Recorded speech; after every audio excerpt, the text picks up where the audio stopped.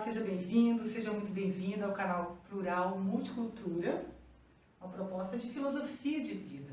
Afinal, a vida tem que ser pensada, a vida tem que ser observada nos seus vários níveis de acontecimento. Hoje eu quero falar sobre o TDAH. Olha, eu escrevi que vai que eu esqueço. É o transtorno de déficit de atenção associado à hiperatividade. Eu acho que provavelmente você já deve ter ouvido falar sobre isso. Eu tenho recebido algumas coisas dentro do YouTube, das páginas que eu consulto, enfim, isso é um assunto que tem sido bastante conversado. E eu parei para dar uma olhadinha essa semana vamos dizer assim, alguns aspectos, né? Então, eu vi médica falando sobre isso, eu vi artista falando sobre isso em relação ao que ele sente desse transtorno, né? Vi palestras de pessoas explicando por que outros acham que isso não existe. Então, cada um está mostrando a sua opinião. Eu vim aqui dar a minha opinião, vim oferecer a minha opinião sobre isso. E para quem já conhece o canal e sabe a minha proposta, tudo que eu trago aqui, eu procuro embasar em algo que realmente é muito profundo na minha vida, que eu passei por isso, que eu senti, eu estou muito próximo, e já comparei em várias vertentes, né? Que aquilo é um acontecimento que às vezes até existem nomes diferentes, mas isso realmente é um acontecimento dentro da história da nossa humanidade, da nossa sociedade, seja na área da ciência a que for relativo, né? Então, o que acontece? Então, eu vou começar falando de mim. Eu sou uma pessoa que sempre tive dificuldades em aprender dentro de uma sala de aula, porque simplesmente o que eles estavam falando ali na frente, de acordo com a matéria especialmente, simplesmente aquilo passava pelo meu cérebro e eu não conseguia assimilar nada, é como se tivesse uma chave que faz assim, sabe? Então, fechou, eu olho aquilo, escuto a pessoa falando. Então, ao longo da minha trajetória escolar, eu só passei nas provas, porque eu já tinha chegado, né, no momento que eu ia fazer uma prova, enfim, final, e aí eu passava. Porque quando eu me dedicava a estudar aquela matéria, sozinha, vinha para casa e estudava aquela matéria, eu aprendia muito facilmente, só tirava nota boa. E eu sempre tiro nota boa nos cursos que eu faço atualmente, né, nos estudos que eu realizo. Acho muito bom essa nova era de a gente aprender pela internet, porque a partir disso eu pude fazer o meu tempo. Porque já moleca, quando fazia meus estudos curriculares, né, o que eu fazia? Eu gravava, eu trazia matérias dissertativas, eu gravava uma fitinha, ficava ouvindo aquilo depois. Eu já desenvolvia meu próprio método. Hoje a neurolinguística vai ensinar isso, né? A neurociência está trazendo tudo isso. Então, quanto mais eu estudo e vejo que nós estamos vendo como novas respostas, às vezes para certas teorias, né? Certas concepções científicas, eu vejo que a gente é muito mais... a gente está muito mais no nascedouro de certas coisas do que eu imaginava enquanto eu crescia. Eu tive a sorte da maioria dos livros que eu fui construindo de conhecimento, nesse tempo fervilhante, né, em que eu cresci, eu digo que eu sou a rapa do hippie. Eu nasci, essa chamada contracultura já estava instituída, já estava acontecendo, eu nasci, eu cresci naquele caminho, dos meus irmãos que são um pouco mais velhos que eu ouvi as músicas desse período, né? Enfim, eu sou esse tempero, eu sou muito desse fervilhar. E eu cresci tentando entender tudo aquilo e estudando esses livros maravilhosos, justamente de pessoas que tinham 20 anos a mais que eu, 30 anos a mais que eu, 10 anos a mais que eu, mas sempre assim, né? E eu ali, pá. Então eu tive muita sorte de ler, de fazer parte do estudo da leitora, né, de ser a leitora de grandes mestres que nós tivemos nessa época. Porque o hippismo não deu certo, porque justamente nas décadas subsequentes começou a abrir uma intercomunicação entre os países, né, eles começaram a se unificar para poder fazer a tal da globalização, que algum tempo depois nós começamos a ver acontecer de maneira mais efetiva. E hoje, em 2017, o que acontece? Nós já estamos podendo ver o resultado dessa grande massa que se movimenta dentro de uma mesma perspectiva. Então, comecei a falar de mim, né? E eu sou desse jeito, eu aprendo sozinha, eu faço o meu caminho, eu sou autodidata e, como eu disse, a minha formação em Ayurveda, em ciências, né, na ciência yoga, enfim, todos esses conhecimentos eu fiz através de um método que tudo que vem para mim, tudo que as minhas apostilas, os meus vídeos estão ali propondo, eu transcrevo e vou trabalhando aquilo, depois vou abrindo, eu pego palavras que me sejam interessantes dali, né, para poder entender aquilo, e assim eu vou ramificando e desenvolvi um método de estudo para mim, certo? Eu sentia que eu era diferente, não só quanto a isso, quanto aos próprios valores vigentes dos meus pares, vamos dizer assim, né, daqueles que estavam crescendo junto comigo. Eu, desde menina, ganhei meu próprio dinheiro, nunca gostei de ser funcionária dos outros. Eu comecei a fazer minha moda também depois, com 13, 14 anos, eu já estava fazendo, comecei fazendo bijuteria, depois isso em Campinas, depois passei para roupa, para moda, comecei a costurar para mim mesma, criar minhas próprias peças, depois comecei a criar peças para os meus amigos, para minhas amigas, né, para as colegas de classe, ou colegas, né, que viam as roupas que eu usava, enfim, amigas do colégio. E posteriormente comecei a fazer desfiles em Campinas, então moda foi um grande período para mim. Pois mais tarde, cada época, eu fui aprendendo coisas novas e transformando parte daquilo no meu ganha-pão, né? Então eu sempre fui dona do meu próprio caminho em termos de ganhar meu dinheiro, né? Com raras exceções, acho que eu trabalhei 3 meses numa loja de decoração, que eu também fiz o meu curso de decoração de ambientes, mais tarde 3 meses numa empresa de uma irmã minha, da minha irmã Mônica, para gerenciar uma lan house e tal, e vendas de computadores, 3 meses. São aquelas mudanças, né, aqueles momentos de giros da gente, foi 3 meses em cada ponto. Fora isso, nunca mais, porque eu não me sinto encaixada, nem as pessoas que estão à minha volta se sentem bem com o meu jeito. Eu acho que é uma coisa assim que não polariza.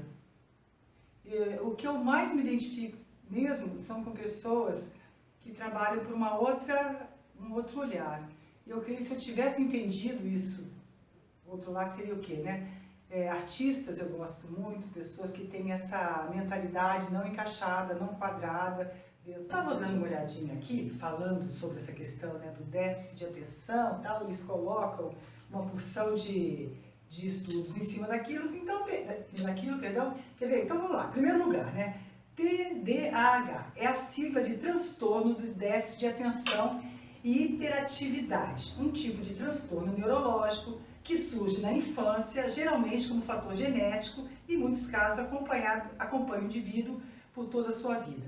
As principais características ou sintomas são a desatenção, a hiperatividade e a impulsividade, resultando na dificuldade de relacionamento com a família e com outras crianças e professor no ambiente escolar.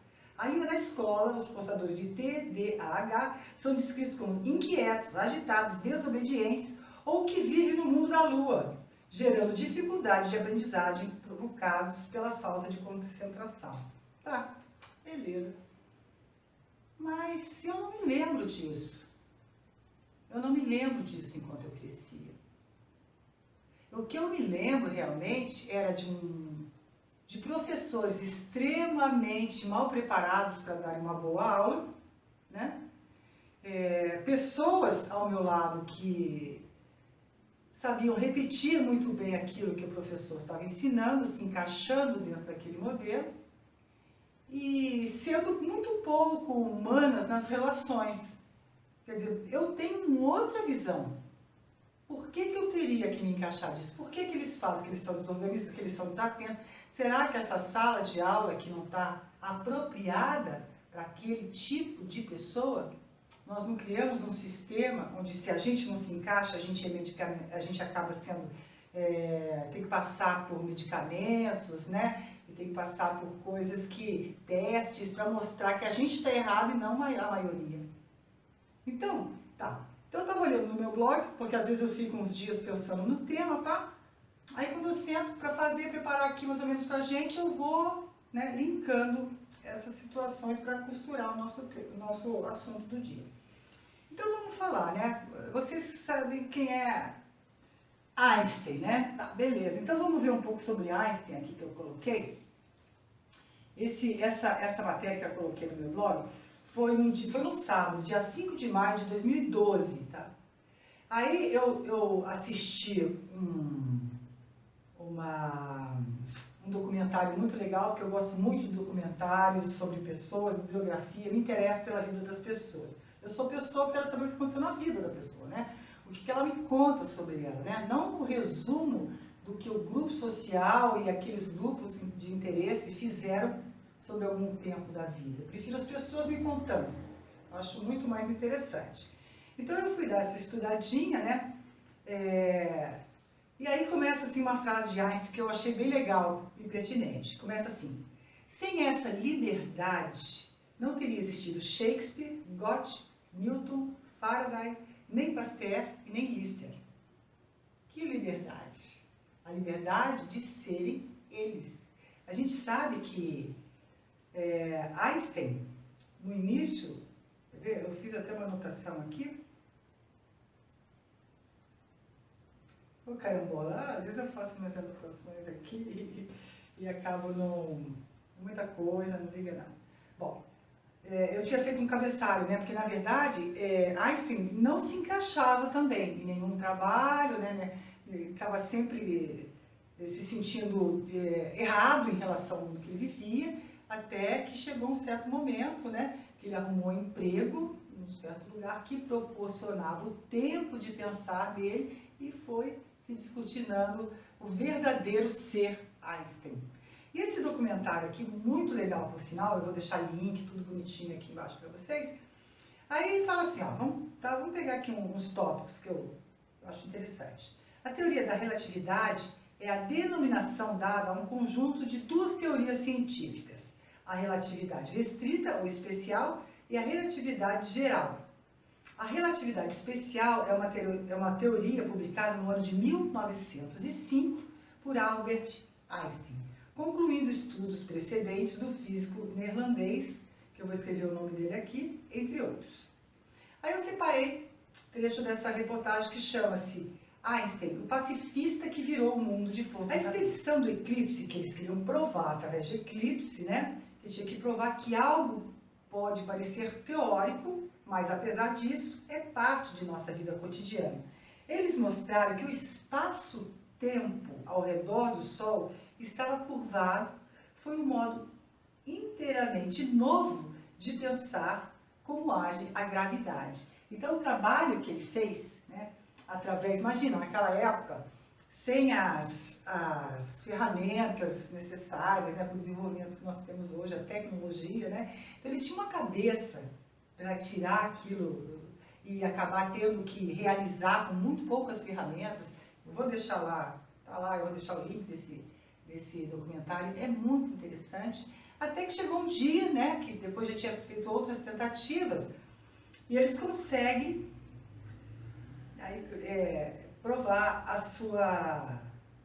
sua teoria, né, da relatividade. Finalmente, diz assim, ó, finalmente, depois de 15 anos de ter proposto sua radical teoria geral da relatividade, acabando com mais de 2 séculos de pensamento científico, Einstein saiu vitorioso e reconhecido, ou quase, né? Aí diz, ó, o Comitê do Nobel o rejeitou em 1919, 1920 e 1921, porque ninguém aceitava a teoria da relatividade. E foi apenas em 1922 que anunciaram o Nobel para ele, e ironicamente, olha só, não foi pela sua teoria da relatividade, mas pelo seu trabalho do ano de milagres, que descreveu o efeito fitoelétrico. O trabalho se tornou o fundamento da física quântica e desvendou os segredos do átomo. Então, Tá na cara que o Einstein possuía essa chamada síndrome, né, de falta de atenção unida à hiperatividade. Porque era uma pessoa super plugada que estava com a mente, né, sempre após a depressão, né, quando ele começou a se descobrir, né, tentaram esmorecer a sua personalidade, porque ele não se encaixava. O que aconteceu? Ele mudou mais de 2 séculos de ciência no mundo. Isso nós estamos falando de Einstein, né?